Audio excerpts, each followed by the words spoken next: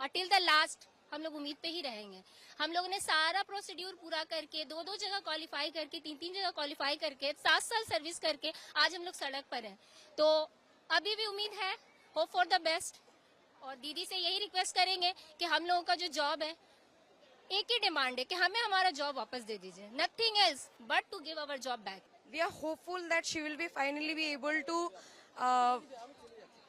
give us some ray of hope about the review petition, and then we think that today she will be finally understand our pain, the pain of the untainted 19,000 untainted people who were so much deprived for all these years.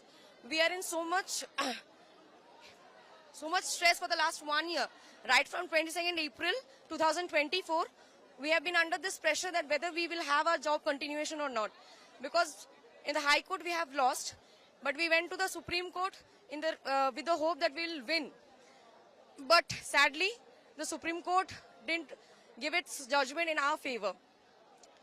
Now, for the Chief Minister, we are here because she has called us, and we are here so that maybe she can give us some ray of hope.